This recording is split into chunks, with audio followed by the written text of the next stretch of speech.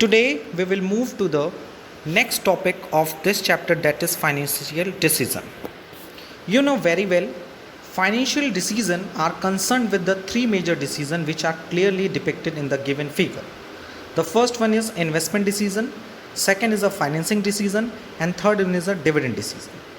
So, as a financial officer, it is a most of the important decision related to the financial manager or the financial officer, that is investment decision, financing decision, and dividend decision. Investment decision classify into two types of decision, that is a capital busting decision and working capital decision. Financing decision is related to the capital structure decision, which are covered debt and equity fund for the business. And dividend decision is totally based on the payout the profit, how much profit retained by the firm in the business and how much profit pays as a dividend to the shareholder. So dividend decision covers two types of decision. The first one is retained earning and second one is the dividend decision.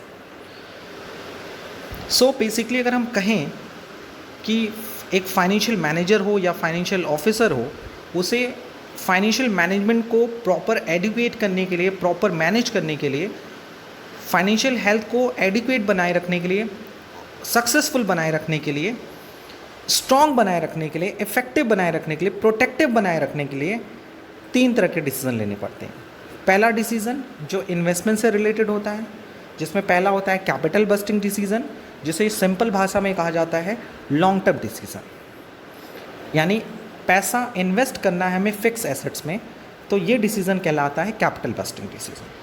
Where as a working capital decision is based on the day to day operating activity of the business. यानी day to day activity के लिए भी business को पैसा चाहिए, तो कितना पैसा हम डे टू डे एक्टिविटी के लिए इन्वेस्ट करें बिजनेस में और कितना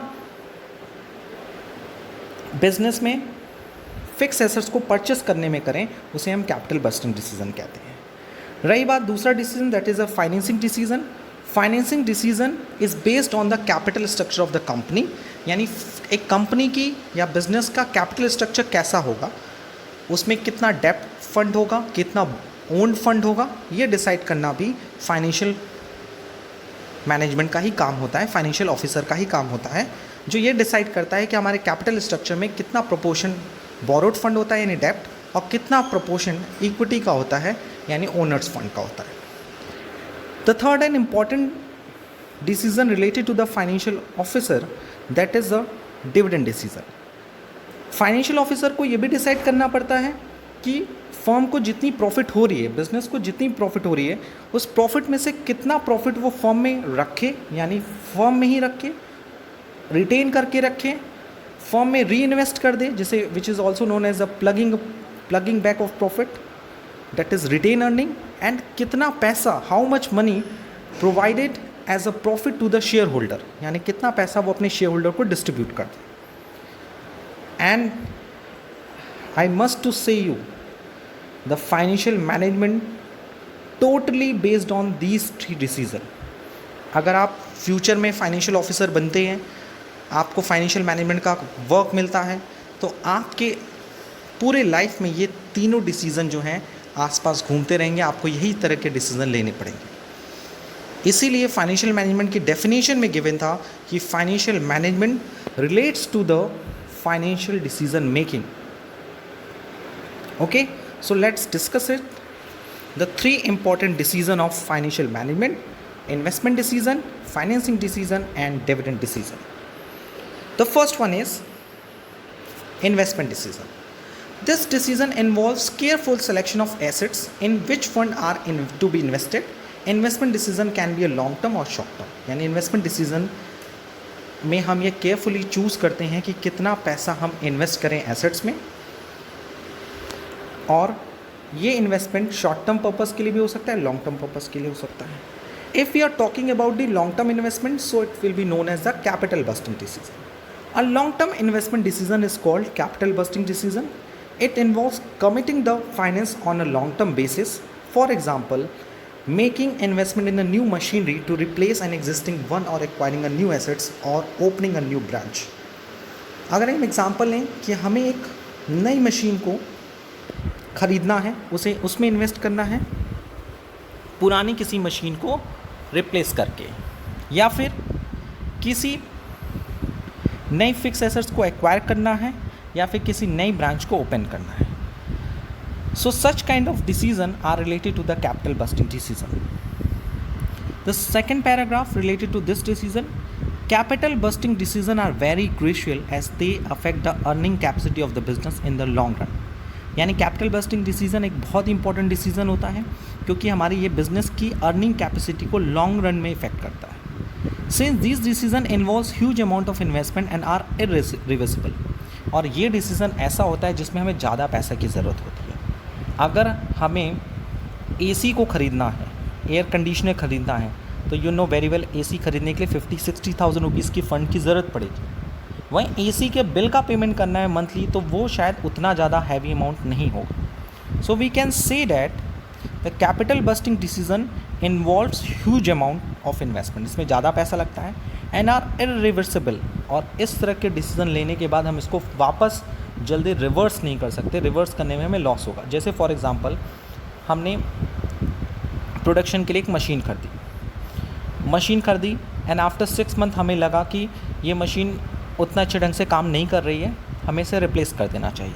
तो क्या उस डिसीज़न को आप फिर से जल्दी से रिवर्स कर सकते हो? नहीं, उसके लिए आपको एडिशनल फ़ंड की ज़रूरत पड़ेगी। हो सकता है जब आप मशीनरी को रीसेल करेंगे तो आपको प्रॉपर उतना पैसा मार्केट से ना मिल पाए। सो दैट्स वाई अगर आप इसको रिवर्स करते हैं सच काइंड ऑफ डिसीजन, तो आपको भारी भरकम लॉस उठाना पड़ सकता है।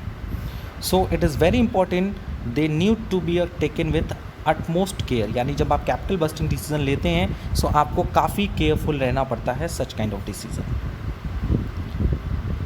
The second decision that is a short term investment. And short term investment की अगर हम बात करते हैं, छोटे समय के लिए हम इन्वेस्टमेंट करते हैं, तो which are related to working capital decision. Short term investment decision are called working capital decision. These are concerned with the decision about the level of cash, inventory and receivable required to be held by the business for its smooth functioning। You know very well, अगर हम machinery रखते हैं, plant रखते हैं, तो machinery और plant से हमारा पर्पस क्या है? प्रोडक्शन करना। प्रोडक्शन के लिए क्या चाहिए? कैश क्यों चाहिए? ताकि हम इन्वेंट्री रख सकें, रॉ मटेरियल्स रख सकते हैं। रॉ मटेरियल्स के बिना प्रोडक्शन तो नहीं हो सकता।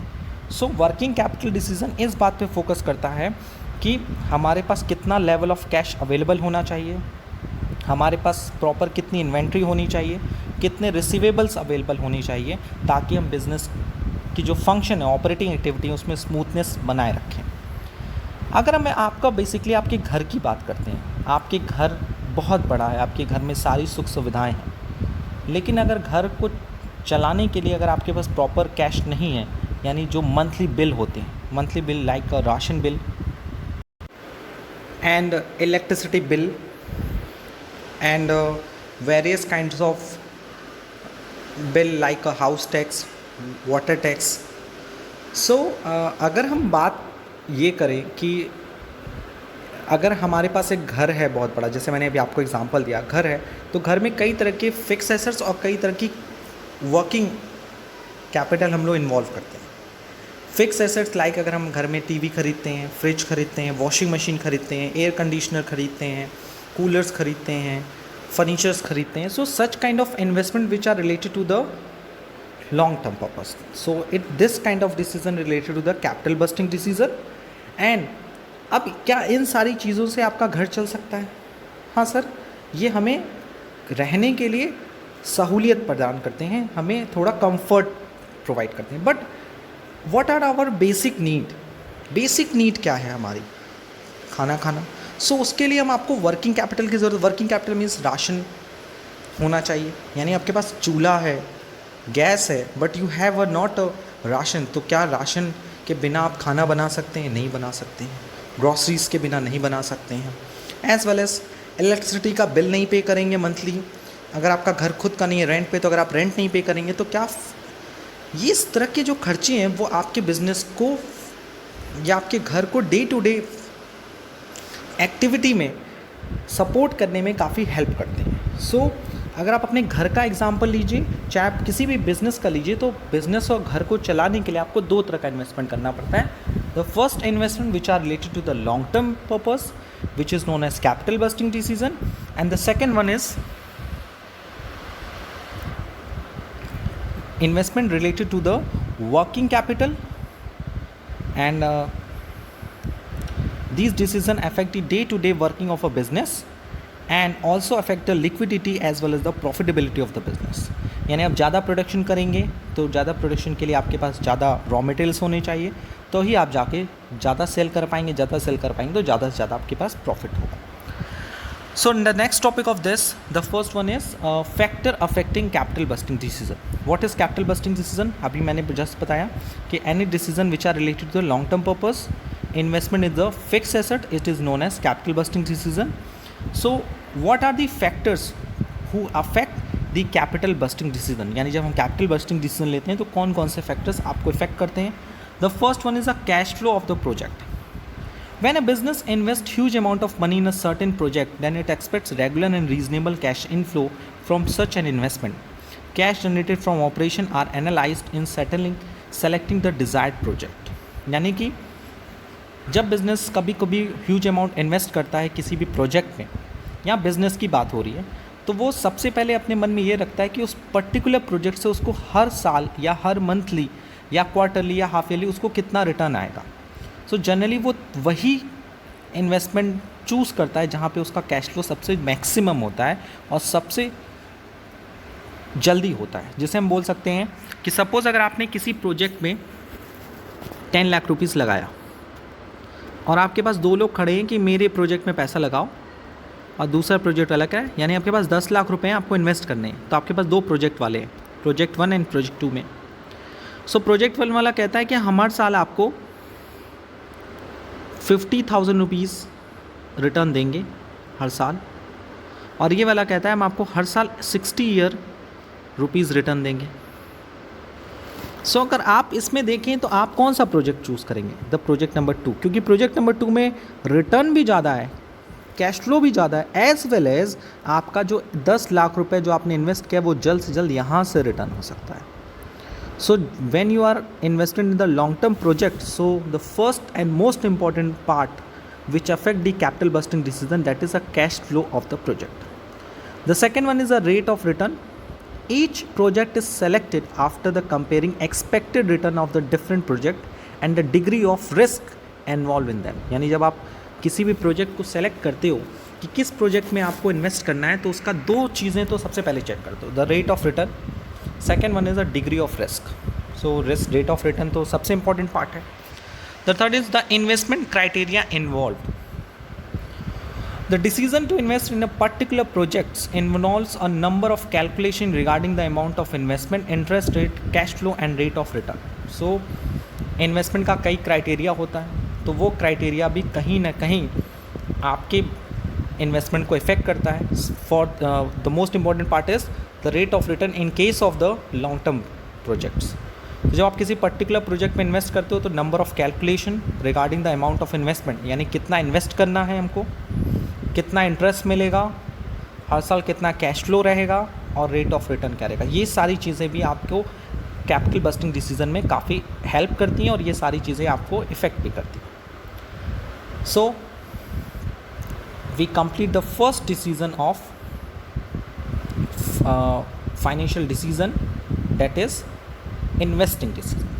Now we will move to the second decision of financial management, that is the financing decision. This decision relates to the relative proportion of various sources of finance. The main source of a finance of the business are shareholder funds and borrowed fund. So मैंने आपको starting में ही समझाया था financing decision are related to the capital structure decision, यानी with the help of financing decision businessman or a financial officer takes the decision related to the capital structure. Means कि financial manager जो है, जो financial officer है, वो financing decision से ये decision लेता है कि उसके कैपिटल स्ट्रक्चर का क्या प्रोपोर्शन होगा. और यू नो वेरी वेल जो कैपिटल स्ट्रक्चर होती है कंपनी, वो बेसिकली दो तरह से बनती है. The first one is share holder fund and borrowed fund. Share holder fund मतलब मालिकों का पैसा और बोरोड फंड मतलब उधार का पैसा. अगर हम इजी लॉन्ग टर्म प्रोजेक्ट्स, तो जब आप किसी पर्टिकुलर प्रोजेक्ट में इन्वेस्ट करते हो तो number of calculation regarding the amount of investment, यानी कितना इन्वेस्ट करना है हमको, कितना इंटरेस्ट मिलेगा, हर साल कितना कैश फ्लो रहेगा और रेट ऑफ रिटर्न क्या रहेगा, ये सारी चीज़ें भी आपको कैपिटल बस्टिंग डिसीजन में काफ़ी हेल्प करती हैं और ये सारी चीज़ें आपको इफ़ेक्ट भी करती हैं. So we complete the first decision of financial decision, that is investing decision. Now we will move to the second decision of financial management, that is the financing decision. This decision relates to the relative proportion of various sources of finance. The main source of finance of the business are shareholder funds and borrowed fund. So मैंने आपको starting में ही समझाया था financing decision are related to the capital structure decision, यानी with the help of financing decision businessman or a financial officer takes the decision related to the capital structure. Means कि financial manager जो है, जो financial officer है, वो financing decision से ये decision लेता है कि उसके कैपिटल स्ट्रक्चर का क्या प्रोपोर्शन होगा. और यू नो वेरी वेल, जो कैपिटल स्ट्रक्चर होती है कंपनी, वो बेसिकली दो तरह से बनती है. The first one is share holder fund and borrowed fund. Share holder fund मतलब मालिकों का पैसा और बोरोड फंड मतलब उधार का पैसा. अगर हम इजी वर्ड में बात करें ना, तो इन्वेस्टमेंट डिसीजन इस बात को डिसाइड करता है कि पैसा कहाँ इन्वेस्ट करना है, और फाइनेंसिंग डिसीजन इस बात पे बिलीव करता है, इस बात पे फोकस करता है कि पैसा आएगा कहाँ से. अब पैसा आएगा तो पैसा आने के कई क्राइटेरिया होंगे, उस क्राइटेरिया को भी हम लोग डिस्कस.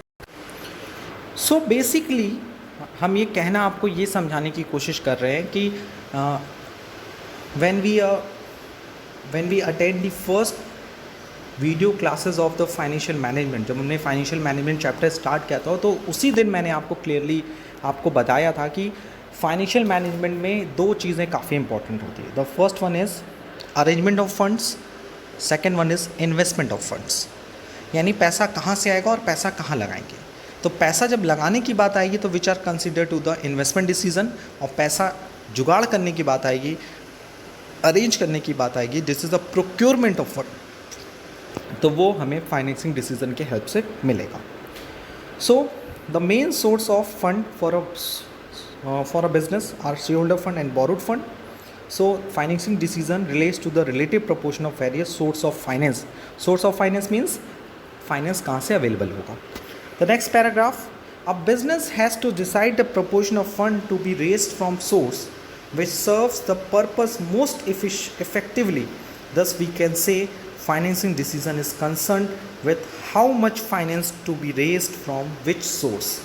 यानी फाइनेंसिंग डिसीजन हमें ये बताता है कि हमें कितना पैसा किस सोर्स से अरेंज करना है. अगर सपोज़ हमें अपने बिज़नेस को रन कराने के लिए 50 करोड़ रुपीज़ की आवश्यकता है, तो 50 करोड़ रुपीज़ में से 50 करोड़, तो ये पहला डिसीजन हो गया. फिर 50 करोड़ में से हमें कितना ओनर्स फंड से अरेंज करना है और कितना बोरोड फंड से अरेंज करना है.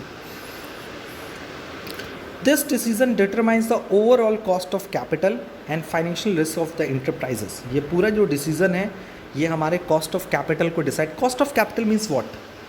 दे are basically two types of cost.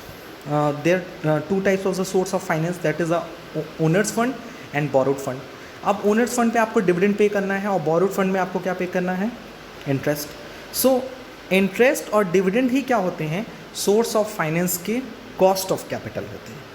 Okay. Second is a financial risk. Financial risk ये इस बात को डिसाइड करता है कि अगर हम किसी से पैसा अरेंज कर रहे हैं तो पैसा प्रॉपर वे में हमारे पास होना चाहिए.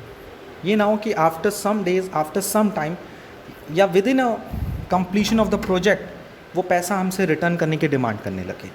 यानी मैंने अगर 1 लाख रुपए का 1 करोड़ रुपए इसका लोन लिया, 1 लाख रुपए बहुत कम वैल्यूज़ है, 1 करोड़ रुपये इसका लोन लिया और सडनली जिससे लोन लिया उसने मुझे पैसे रिटर्न करने की बात की, और मैंने 1 करोड़ रुपए का जो लोन लिया था मैंने उसको प्रॉपरली मैंने कैसे लॉन्ग टर्म प्रोजेक्ट पे इन्वेस्ट कर दिया, तो वो पैसा हमें अभी तो नहीं मिल पाएगा.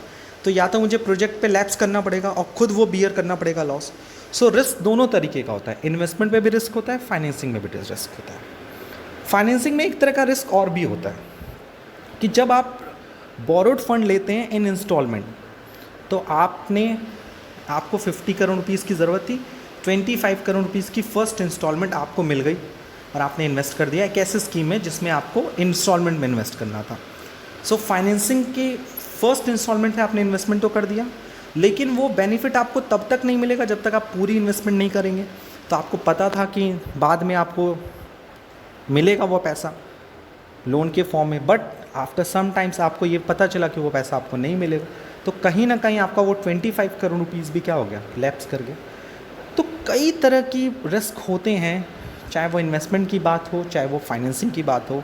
सो when we take a financial decision, so financial decision relates to the first point is how much finance is to be raised from which source, and the second important part is overall cost of capital and financial risk of the enterprises. Okay, the next part is factor affecting financing decision, यानी जब आप ये decide करते हो कि हमें कहाँ से पैसा लेना है, कितना लेना है, प्रॉपर इन्वेस्टिगेट करते हो कि फाइनेंशियल रिस्क कहाँ कम है, और कॉस्ट ऑफ कैपिटल क्या है। कॉस्ट ऑफ कैपिटल मतलब हमें ओनर से लेंगे तो कितना उनकी डिविडेंड की एक्सपेक्टेशन है, और अगर हम बोरोड से पैसा ले रहे हैं तो कितना उनको इंटरेस्ट देना पड़ेगा। सो इन सारे चीज़ों को हम स्टडी करते हैं एंड देयर आफ्टर हम फाइनेंसिंग डिसीजन लेते हैं। But there are few important factors which affect the financing decision which are given below. The first one is a cost. Cost means what? Cost of raising fund from different sources are different. A wise finance manager opts for cheapest source of finance. वही cost of capital की बात है। हमने owners के पास के as a financial manager कि company को urgent में लॉन्ग टर्म फंड की ज़रूरत है या शॉर्ट टर्म फंड की ज़रूरत है। उन्होंने बोला कितना, आपने बताया इतना। उन्होंने बताया कि हम उनसे पूछेंगे कि आप कितना डिविडेंड एक्सपेक्ट करते हैं। फिर हम बोरोवर्स के पास जाएंगे, उनसे पूछेंगे कि हमें कंपनी को पैसे की ज़रूरत है, आप बताइए। तो बार्गेनिंग करनी पड़ती है, एनालाइज करना पड़ता है market condition as well as firm की पोजीशन को, और तभी आप में कोई पैसा लगाएगा जब आपकी कंपनी की ओवरऑल सिचुएशन बहुत अच्छी होगी। So the first and most important part of the financing decision is the cost of capital. Cost of capital means cost of equity capital, owner's capital, that is the dividend, and cost of borrowed capital, that is the interest. The second one is the risk. The risk is associated with each of the source is different. The source which involves least risk should be preferred. हम जहाँ risk कम होगा, जैसे मैंने बताया आपको different kind of risk होते हैं. कभी कभी ब्लॉकिंग ऑफ अमाउंट का रिस्क होता है, कभी कभी रिटर्न ऑफ कैपिटल का रिस्क होता है. So such kind of risk affect your financial decision. आपको पता है कि एक बंदा जो है आपको पैसे देने को तैयार है और उसका रेट ऑफ कॉस्ट भी कम है, लेकिन मार्केट में ऐसे आपको इन्फॉर्मेशन आई कि ये कभी कभी बीच में धोखा दे देता है, पैसा ब्लॉक कर देता है, पूरा पैसा नहीं देता. ओके या फिर ऐसा होता है कि ये टाइम से पहले ही पैसा मांगने लगता है, अर्जेंसी का बहाना दिखाने लगता है. Whatever there various kind of situation हमारे मार्केट में होने लगती है. यू नो वेरी वेल कि रातों रात कई लोग करोड़पति बन जाते हैं और रातों रात कई लोग रोड पे आ जाते हैं. तो फाइनेंशियल मैनेजर जो है बहुत इंपॉर्टेंट है एक बिजनेस के लिए. The third important is the flotation cost. जब हम फाइनेंसिंग डिसीजन लेते हैं तो फ्लोटेशन कॉस्ट क्या होती है ये मैं आपको बता दूं. Flotation cost the expense incurred in the issue of डेप्ट is higher, the source of finance becomes less attractive. Flotation cost का मतलब होता है जब हम मनी अरेंज करते हैं from the owners fund and the borrowed fund, तो उस पर कई तरह के इशू एक्सपेंसेस बियर करने पड़ सकते हैं. फॉर एग्जांपल प्रॉस्पेक्टस का खर्चा, memorandum of association, memorandum of article of association, memorandum of MOA, AOA सुना होगा आप लोगों ने. सो सच काइंड ऑफ डॉक्यूमेंट्स आपको अंडरराइटर्स अपॉइंट करना पड़ता है, उसको कमीशन देना पड़ता है. आपने अगर आप पूरी चीज़ें अगर डिटेल में स्टडी की होगी क्लास 11th में, तो यू नो वेरी वेल कि बिजनेस स्टडी में सोर्स ऑफ फंड के बारे में बताया गया है कि कंपनी दो तरह से फ़ंड अरेंज कर सकती है, ओनर से और बोरोड से. और मनी अरेंज करने के कई तरीके हैं और अरेंज करने के लिए कई तरह के टिटिम्मे हैं, कई तरह की प्रोसेस हैं. सो उस प्रोसेस पे कई तरह के पैसे खर्च होते हैं. अगर कंपनी डायरेक्टली पब्लिक से पैसा लेती है तो कई लॉन्ग टर्म प्रोसेस को अडॉप्ट करना पड़ता है. Sometimes company take the help of underwriters, तो अंडरराइटर्स को उसे कमीशन देना पड़ता है. So such kind of cost include in the flotation cost. In simple word, we can say flotation cost means the issue of share and debenture. Okay, यानी company owners से पैसा arrange करेगी तो शेयर इशू करेगी, डेप्ट form में पैसा arrange करेगी तो डिबेंचर इशू करेगी। तो इन सारों को इशू करने में जो भी खर्चा आता है वो खर्चे को हम फ्लोटेशन कॉस्ट कहते हैं, और कंपनी उसी सोर्स को चूज़ करती है जहाँ पे उसका फ्लोटेशन कॉस्ट कम होता है, क्योंकि फ्लोटेशन कॉस्ट एक तरह का एडिशनल बर्डन होता है on the form. The fourth one is cash flow position of the company. आप कहोगे sir it is also present in the investment decision. जब हम इन्वेस्ट करते हैं तो प्रोजेक्ट में इन्वेस्ट करते हैं तो प्रोजेक्ट की कैश फ्लो कैपेसिटी को चेक करते हैं कि प्रोजेक्ट 1 से हमें कितना एनुअली रिटर्न आएगा और प्रोजेक्ट 2 में से हमें कितना रिटर्न आएगा। लेकिन जब हम फाइनेंसिंग करते हैं, यानी पैसा जब लेते हैं, तो हम अपने कंपनी के कैश फ्लो पोजीशन को चेक करते हैं। Because of cash flow position हमें ये बताता है कि क्या हम उस सोर्स ऑफ फाइनेंस के कॉस्ट को बियर कर पाएंगे कि नहीं कर पाएंगे। बहुत ही ध्यान से सुनिएगा, cash flow position of the company is why affects the financing decision. Because जब हम फाइनेंसिंग डिसीजन लेते हैं then we choose the source of finance, कि we take a fund from owners fund और बोरोड फंड। अगर हम owner's fund से पैसा लेते हैं तो डिविडेंड देना पड़ेगा, और बोरोड फंड से पैसा लेते हैं तो इंटरेस्ट देना पड़ेगा। अब आप खुद सोचिए, डिविडेंड और इंटरेस्ट एनुअली पे करना है। अगर हम डिविडेंड नहीं पे करेंगे, इंटरेस्ट नहीं पे करेंगे, तो कहीं ना कहीं सामने वाले बंदे के मन में ये आ जाएगा कि कहीं ऐसा तो नहीं कि मेरा पैसा फंस रहा है, कहीं ऐसा तो नहीं कंपनी प्रॉफिट अर्न नहीं कर पा रही है। सो कंपनी को अपने कैश फ्लो पोजीशन को भी चेक करना होता है कि वो फ्यूचर में इन सारे एनुअल कॉस्ट को बियर कर पाएगी कि नहीं कर पाएगी, रेगुलर डिविडेंड पे कर पाएगी कि नहीं कर पाएगी, इंटरेस्ट पे कर पाएगी नहीं कर पाएगी। आप तभी मार्केट से लोन्स में पैसा उठाते हो, तभी इन्वेस्टमेंट की बात करते हो, फाइनेंसिंग की बात करते हो। अगर आप मार्केट से फाइनेंस करा के बाइक लेकर आए, फाइनेंस करके आप कोई भी 4 व्हीलर कार उठा के लेकर आ गए, तो ऐसे ही आपको मिल जाएगी? नहीं मिलेगी ना। कैश फ्लो पोजीशन आपका चेक करेगा ना, आपका बैंक स्टेटमेंट लगेगा कि कैश फ्लो पोजीशन क्या है, रेगुलर कुछ इनकम हो रही है कि नहीं हो रही है। पता चला बाद में इंसॉल्वेंट हो गया तो हम पैसा कहाँ से रिकवर करेंगे। सो a stronger cash flow position may make debt financing more viable than funding through equity. So cash flow position अगर अच्छी है तो हम debt financing की ओर जाते हैं, और cash flow position अच्छी नहीं है तो हम अपने equity financing की तरफ जाते हैं। The next one is fixed operating cost. If a firm is having a higher fixed operating burden like payment of interest, premium, salary, then it should avoid financing through debt. This is because it will further increase in interest payment burden and the firm cannot reach unfavorable position. यानी अगर company के पास already पहले से fix operating cost है, उसके बाद कई तरह का इंटरेस्ट है, कई तरह का प्रीमियम देना है, कई तरह की सैलरीज पे करनी है और रेंट भी पे करना है, यानी इस तरह का फिक्स ऑपरेटिंग कॉस्ट का मतलब आपको करना ही करना है, चाहे प्रॉफिट हो चाहे लॉस हो। सो सिचुएशन में कंपनी डेप्ट से पैसा न लेकर इक्विटी से पैसा लेती है, ओनर्स फंड से लेती है। The next one is control consideration. Issue of more equity may dilute shareholders' control over the business. Therefore, a company afraid of takeover bid may prefer debt to equity. Control consideration का मतलब है अगर company के owners ये चाहते हैं कि company पे उनका ज़्यादा से ज़्यादा कंट्रोल रहे, सो इन दिस सिचुएशन वो ओनर्स कैपिटल को प्रेफर करते हैं, डेब्ट कैपिटल को प्रेफर नहीं करते। लेकिन अगर वो चाहते हैं कि हमारा कंपनी से कंट्रोल कम हो या शेयरिंग इंक्रीज़ हो, सो वो बोरोड कैपिटल को फॉरवर्ड करते, क्योंकि यू नो वेरी वेल कि कंपनी में जिसका जितना ज़्यादा पैसा है वो उस कंपनी में उसकी उतनी ज़्यादा चलेगी, उतना ज़्यादा उसका कंट्रोल होगा, क्योंकि वो बार बार कंपनी को कंट्रोल करेगा अपने किसी न किसी एक्टिविटी से। State of capital market. If the stock market is rising, then it is easy to sell equity share. But in a depressed capital market, the company has to opt for debt financing. ये बहुत important part है। जब आप future में capital market and money market study करोगे तो you know very well कि अगर कैपिटल मार्केट जो है वो राइज कर रहा है, अच्छी सिचुएशन में है, तो आप इक्विटी शेयर के थ्रू पैसा अरेंज कर सकते हैं। लेकिन अगर स्टॉक मार्केट अच्छा नहीं है, डिप्रेस चल रहा है, इकोनॉमी वीक चल रही है, सो वहाँ पे आपको उधार लेके ही पैसा अरेंज करना पड़ेगा। The next one is return of investment.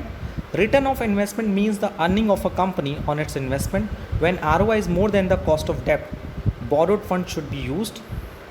Simple सी बात है कि रिटर्न ऑफ इन्वेस्टमेंट यानी आप जहाँ जैसे मुझे 10 लाख रुपए की ज़रूरत है और मैंने 10 लाख रुपए फाइनेंस करा लिया, फाइनेंस पे आपको 5% का इंटरेस्ट देना पड़ रहा है, और जब आप उसी 10 लाख रुपए को इन्वेस्ट करोगे तो आपको रिटर्न मिलेगा, ROI मिलेगा 10%। तो यहाँ पे आपका ROI ज़्यादा है एज़ कम्पेयर टू द डेप्ट cost.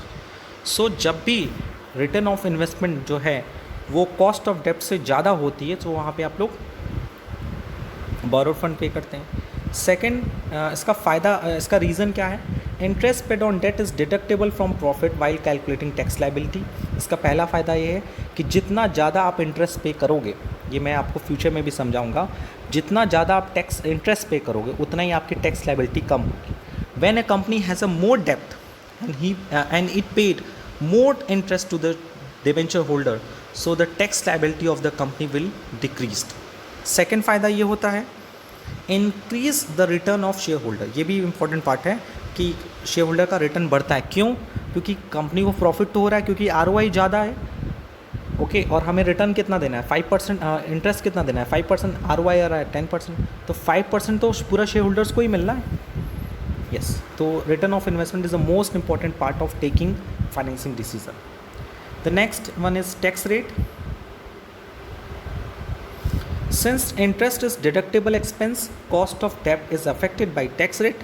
If the tax is higher, debt financing becomes more attractive. It is a, please note down this topic. It is a very important topic and most of the examinations में आपसे पूछा जाता है कि जब market में tax rate ज़्यादा हो, यानी जब बजट आता है every year, you know very well, in the month of February, so जब टैक्स रेट ज़्यादा होता है तो वी प्रेफर दी डेप्ट capital in comparison to equity capital, क्योंकि जितना ज़्यादा डेप्ट होगा, अभी मैंने आपको बताया, जितना ज़्यादा डेप्ट होगा उतना आपका इंटरेस्ट होगा, जितना ज़्यादा आप इंटरेस्ट दोगे उतना आपकी प्रॉफिट कम होगी और उतना ही आप टैक्स पे करोगे, ओके, क्योंकि interest is a fixed operating cost and it reduce your profit and the income tax is down.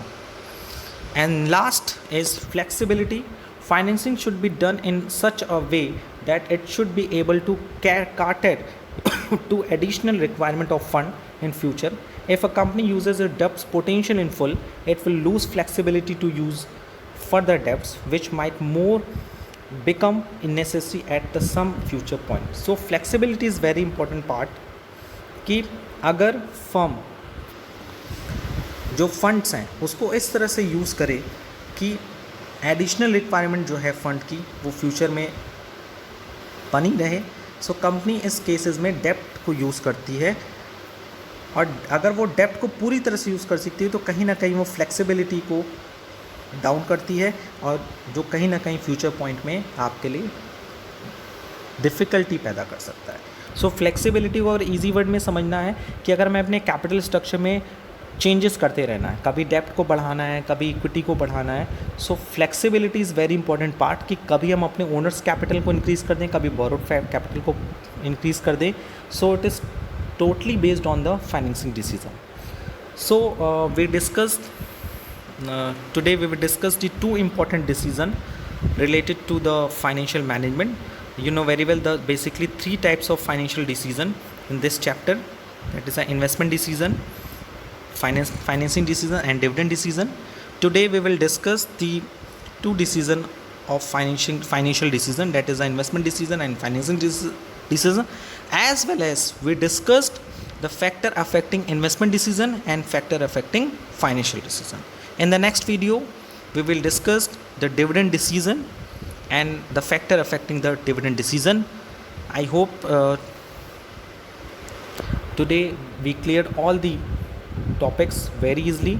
Apart from this, if you have any kinds of doubt or suggestion related to this video, please ask me in the online classes as well as the WhatsApp group. आज के लिए इतना ही. Thank you. Thanks a lot.